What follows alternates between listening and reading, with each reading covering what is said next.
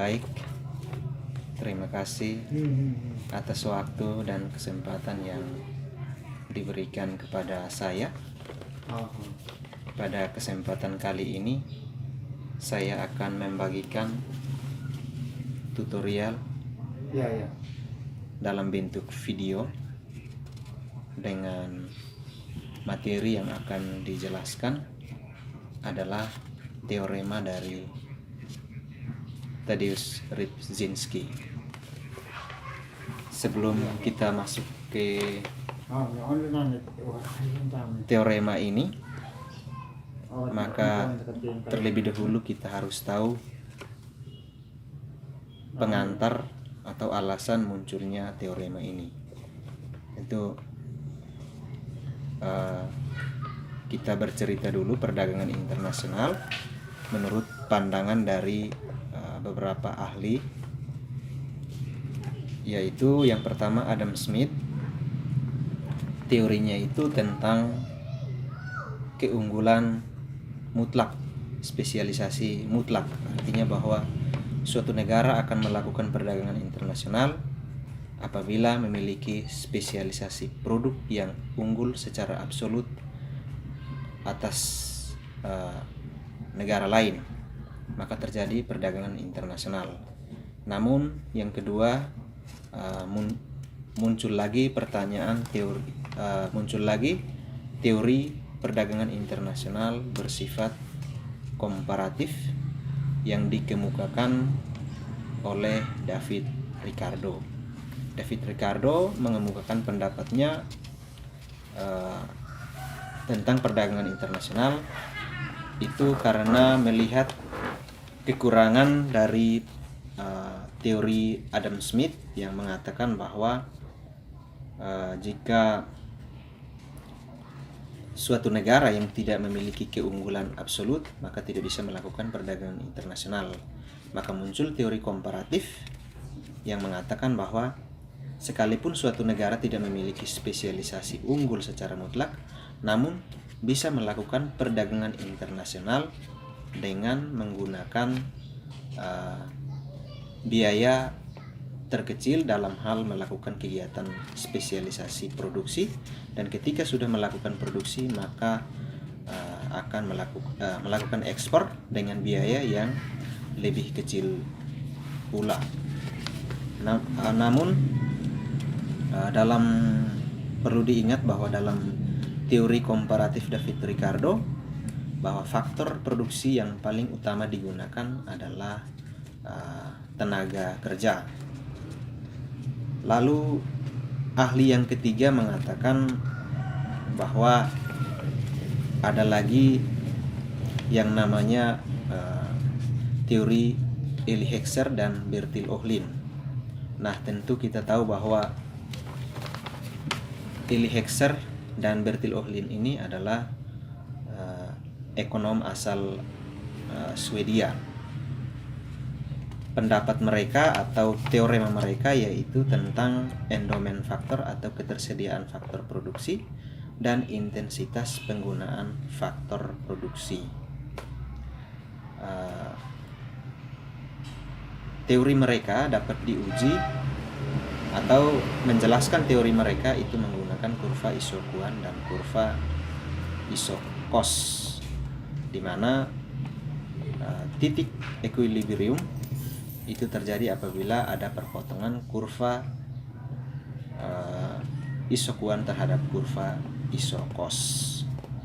Dalam teori Hoexer-Ohlin di sana menjelaskan tentang dua buah negara memanfaatkan dua faktor produksi, yaitu faktor produksi tenaga kerja dan faktor produksi modal, dengan produk yang akan diciptakan juga terdiri dari dua jenis produk, sedangkan proporsional faktor produksinya juga berbeda pada dua buah negara. Isoquant itu sama, namun Isocosnya itu juga sama, namun spesialisasinya juga sama.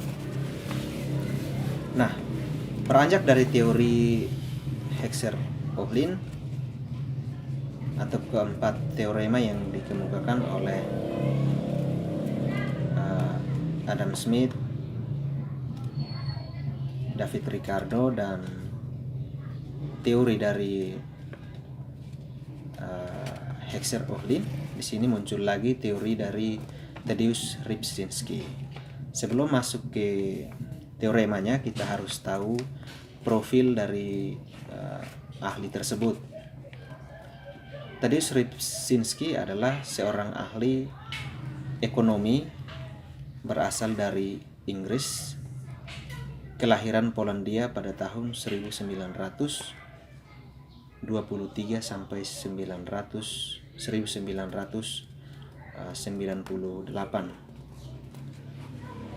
Teorema yang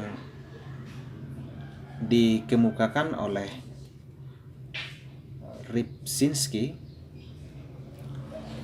mengatakan bahwa di suatu negara, apabila harga produk di pasaran bersifat konstan atau tetap, maka apabila dinaikkan faktor produksi tertentu atau faktor produksi relatif, akan meningkatkan output yang relatif juga. Sedangkan faktor produksi dan hasil produksi yang menggunakan faktor lain itu akan mengalami penurunan yang absolut. Nah, teorema dari Rybczynski ini menggunakan kurva kotak, di mana di sini bahwa ia menggambarkan pendapatnya dalam bentuk kurva kotak itu. Misalkan di sini ada soal di sini menjelaskan aspek teoritis teorema Rybczynski. Aspek teoritis dari teorema Rybczynski menjelaskan asumsi-asumsi dari teorema tersebut menggunakan diagram kotak Edgeworth. Coba kita asumsikan model Hexer-Ohlin dengan dua negara, yaitu negara A dan negara B.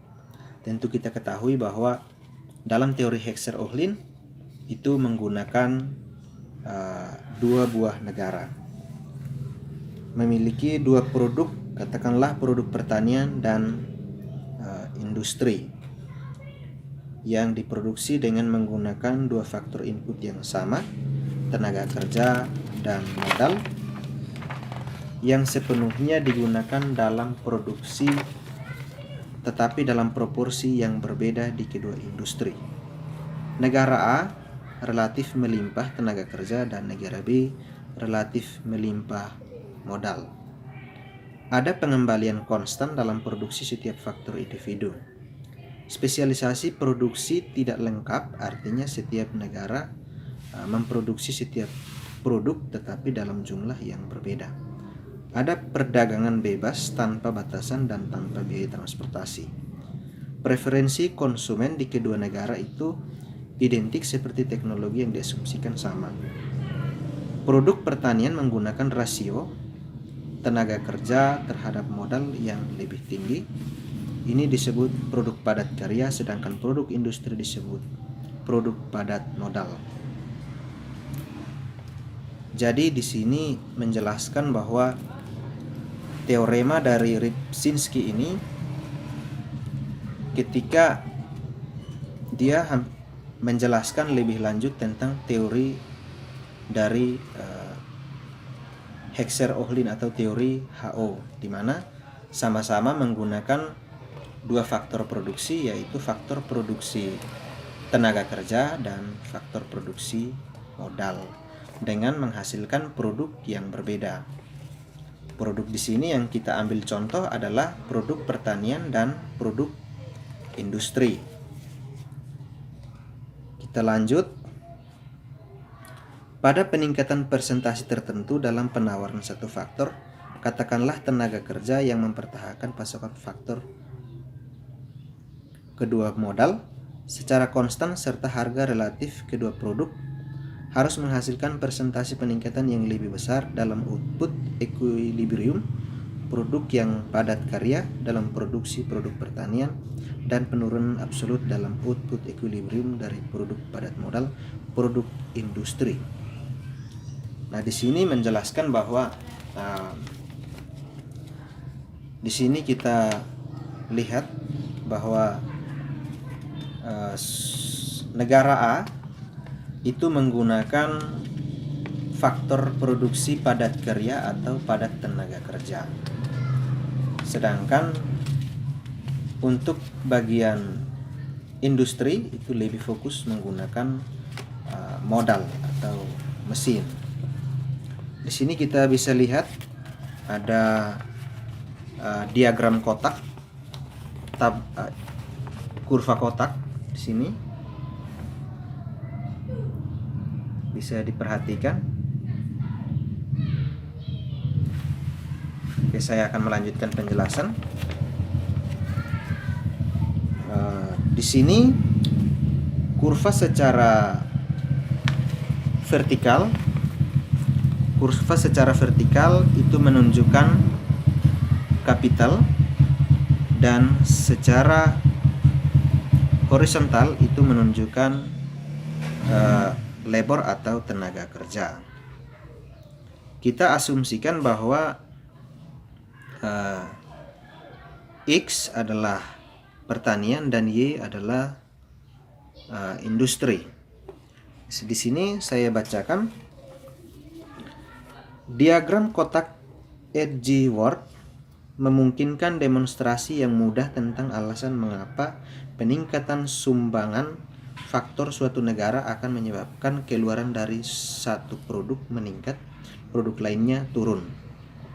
Nah, kurva kotak ini mau membuktikan tentang teori dari Rybczynski yang mengatakan bahwa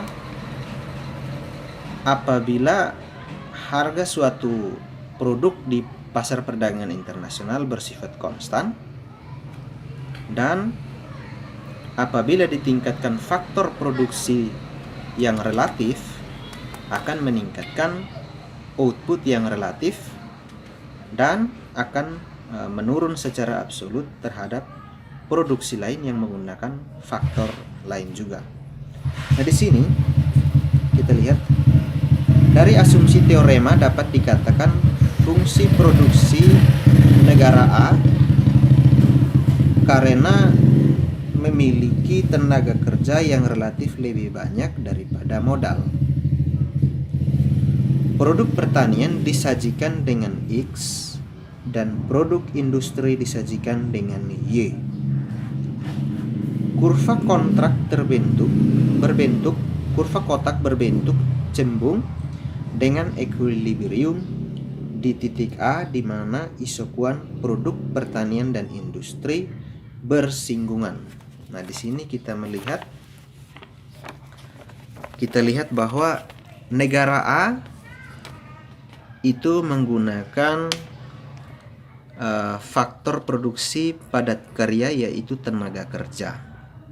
Di sini kita melihat ada perpotongan antara hasil produksi pertanian X di sini cembung ke titik horizontal. Titik horizontal X dalam hal ini adalah hasil pertanian dan cembung kurva isokuan terhadap Y dalam hal ini adalah industri. Nah, penjelasannya seperti itu. Dan selanjutnya kita akan lanjut lagi. Kurva kotak berbentuk cembung dengan equilibrium di titik A, di mana isokuan produk pertanian dan industri bersinggungan. Tadi kita sudah lihat pada gambar. Posisi kurva ditentukan oleh kondisi yang menyatakan bahwa laju substitusi dalam produksi antara produk X dan produk Y harus sama dengan laju substitusi dengan konsumsi. Jadi dia mengatakan bahwa laju produksi akan terus meningkat apabila konsumsi pun ikut meningkat. Misalkan di sini kita lanjut lagi, misalkan kondisi ini terpenuhi di titik A. Peningkatan kuantitas angkatan kerja disajikan dengan delta L. Peningkatan angkatan kerja akan menghasilkan peningkatan produksi pertanian yang lebih besar, yang disebut efek pembesaran yang didefinisikan oleh Ronald Jones. Tidak hanya semua tenaga kerja dalam perekonomian dialokasikan untuk produksi pertanian, tetapi tambahan tenaga kerja dan modal dilepaskan oleh kontraksi produksi industri yang diperlukan untuk mempertahankan rasio tenaga kerja atau modal dalam produksi pertanian. Nah, di sini kita lihat lebih lanjut bahwa di sini pemanfaatan dari tenaga kerja itu akan bergeser lagi secara horizontal ke arah kanan, atau terjadi perubahan. Jadi di sini kita lihat bahwa untuk penggunaan tenaga kerja awal, hasil produksinya berada pada titik A. Sedangkan bergeser lagi ke sini, titik potong isokuan dengan isokos, isokuan X dengan isokuan Y berpotongan di sini, atau titik equilibriumnya ada di sini. Nah, penjelasan lanjutan. Persentase kenaikan produksi pertanian lebih besar daripada persentase kenaikan angkatan kerja. Titik kesetimbangan yang baru sekarang adalah B dengan isokuan dari dua hasil perkalian adalah tangen. Nah, ini tentu saja kita sudah lihat di sini terjadi pergeseran kurva kotak, yaitu dari A ke B. Nah, di sini kita bisa jelaskan juga bahwa labor yang digunakan itu menghasilkan produksi di titik A, di mana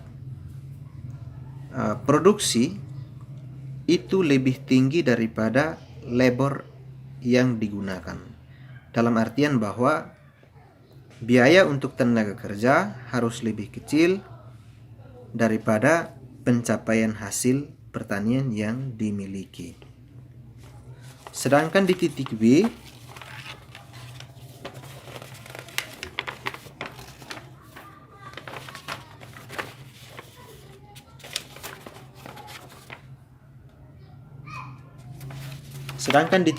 itu adalah hasil perkalian dari labor 1 dan kapital. Sekarang kita akan lihat lebih lanjut. Di sini analisis empiris teorema Ripczynski dalam kasus beberapa negara transisi Eropa. Tujuannya adalah untuk menguji teorema Ripczynski secara empiris dalam kasus negara transisi Eropa tertentu. Perbedaan Ripczynski asli adalah bahwa analisis diperluas ke variasi dalam jumlah dua faktor produksi, tenaga kerja dan modal, dan tidak hanya dalam satu faktor produksi. Data untuk analisis dikumpulkan dari Eurostat dan EBRD. Jadi teori daripada Ripczynski ini adalah teori yang dianggap paling unggul dari teori-teori yang lain mengenai perdagangan internasional. Nah, di sini ada lagi data dari Eurostat dan EBRD mau menguji teorema dari Tadeusz Ripczynski ini. Nah, di sini ada tabel. Di sini ada tabel, bisa dilihat.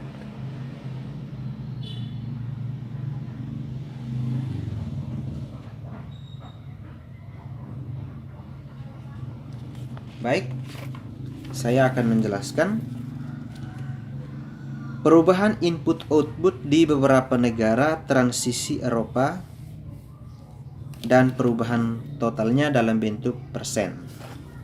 Di sini ada negara, ada tahun, faktor produksinya itu ada capital, ada tenaga kerja, output di bidang pertanian, dan output di bidang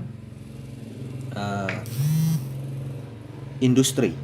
Di sini kita lihat negaranya ada Bulgaria, dan pada tahun akan mengukur output penggunaan dari kedua faktor produksi ini, yaitu faktor capital dan labor. Nah, diukur sejak tahun 1993 sampai tahun 2009. Di sini capitalnya adalah 182,3 dan labornya adalah min 11,9. Sedangkan di pertanian hasil yang diperoleh adalah 4,5, sedangkan di bidang industri adalah min 1,4. Berikut lagi adalah crash. Pada tahun 1993 sampai 2009, di sini capital yang digunakan adalah 488,8, sedangkan labor atau tenaga kerja 3,1. Hasil yang diperoleh dari penggunaan dua faktor produksi untuk pertanian yaitu min 14,4, dan sedangkan industrinya adalah 67,7. Sekarang kita lihat lagi Republik. Republik dimulai dari tahun 1996 sampai 2009. Itu capital yang digunakan adalah 164,9 dan tenaga kerjanya adalah min 9,7. Sedangkan agrikultur atau output dari penggunaan kedua faktor ini menghasilkan 35,6. Sedangkan untuk industri dengan penggunaan capital labor itu 55,6. Sekarang kita lihat lagi Latvia 1996 sampai 2009. Itu capital yang digunakan sepanjang waktu tersebut yaitu 114,1. Itu untuk capital. Sedangkan untuk tenaga kerja itu min 18,3. Dan hasil yang diperoleh dari penggunaan capital dan labor adalah 23,5. Itu untuk pertanian, sedangkan untuk industri itu 65,6. Yang berikut Lithuania 1993 sampai 2009, capital 131,3, labornya adalah 1,6, dan output untuk pertanian sebesar 18,2. Sedangkan industri itu 103,1 Dan seterusnya ada Roland dan ada Rusia. Ini adalah uji coba dari teori Rybczynski sejak pada beberapa negara di Eropa, yaitu pada dengan jangka waktu tertentu dari, misalkan di sini ada Bulgaria 1993 sampai tahun 2009. Total penggunaan kapitalnya adalah 182,3. Nah, kita lihat berdasarkan tabel, tentu ini adalah sebuah kerelatifan. Jadi tidak bisa ditentukan secara jelas suatu negara itu harus menggunakan tenaga kerja kah atau harus menggunakan modal. Jadi di sini output yang dihasilkan, entah tenaga kerjanya banyak ataupun tenaga kerjanya sedikit, atau kapitalnya banyak ataupun labornya sedikit, tidak bergantung outputnya. Jadi ini adalah suatu kerelatifan, sesuatu yang tidak bisa diduga atau kepastiannya tidak bisa dijelaskan. Artinya adalah sebuah kerelatifan, tidak bisa kita pastikan hasilnya harus pasti. Di sini kita bisa jelaskan secara tulisan di sini. Perhitungan penulis pada tabel 1 diperlihatkan perubahan input-output antara faktor produksi dan produksi hasil pertanian dan industri di beberapa negara transisi Eropa. Negara yang termasuk dalam analisis adalah Bulgaria, Republik Ceko, Latvia, Lituania, Polandia, Federasi Rusia, Slovakia, Slovenia, dan Ukraina. Analisis dilakukan untuk periode antara 1993 dan 2009. Negara transisi lainnya tidak dimasukkan ke dalam analisis karena data hanya tersedia untuk periode waktu yang lebih pendek. Variabel yang menarik adalah pembuatan modal tetap bruto cap 2 angkatan kerja BAL, output bruto pertanian GO, dan output bruto industri GO digabungkan sebagai total kumulatif perubahan presentasi untuk periode yang diamati. Menurut teorema Rybczynski, jika kuantitas suatu faktor produksi meningkat relatif lebih banyak daripada faktor produksi lainnya, maka produksi produk yang secara relatif intensif menggunakan faktor produksi tersebut juga harus meningkatkan relatif lebih banyak daripada produksi produk lain. Sesuai dengan produksi, semua variabel lain tidak berubah akan meningkatkan dengan proporsi yang lebih besar. Jadi jelas dibuktikan teorema Rybczynski ini ke dalam negara-negara Eropa, bagian Eropa, itu ujinya untuk jangka waktu yang lebih panjang, 1993 sampai tahun 2009. Nah, ini pengujian. Jadi saya sudah jelaskan tadi bahwa suatu kerelatifan menggunakan tenaga kerja yang semakin meningkat, hasilnya pun tidak menentu, sehingga apabila dia adalah suatu kerelatifan di mana faktor produksi satu dinaikkan, jika suatu negara tersebut memanfaatkan itu sebagai alternatif terbaik, apabila dinaikkan faktor produksinya, maka produksinya pun akan mengalami peningkatan. Ini adalah hipotesis atau uji coba teorema Rybczynski terhadap beberapa negara dalam jangka waktu tertentu dengan pemanfaatan dua faktor produksi, yaitu kapital dengan labor, dan hasilnya itu di dua output utama, yaitu pertanian dan juga industri. Nah, dari sini kita bisa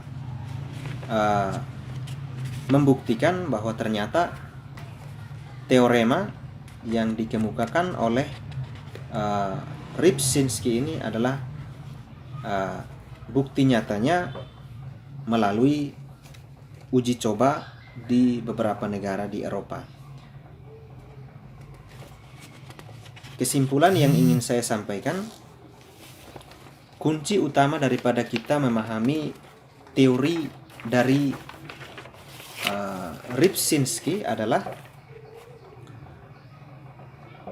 apabila di suatu negara produk atau harga produk di suatu negara dalam perdagangan internasional itu bersifat konstan atau tetap, maka jika dinaikkan faktor produksi lain secara intensif, maka akan menaikkan produksi lain juga secara intensif. Sedangkan faktor produksi lain dan hasil produksinya akan mengalami penurunan secara absolut. Kita sudah tahu bahwa teori dari Heckscher-Ohlin dan Rybczynski, tentu Rybczynski menjelaskan teorinya hampir sama dengan teori dari Heckscher-Ohlin, di mana Heckscher-Ohlin di sana mereka yang pertama punya kesamaan teori, yaitu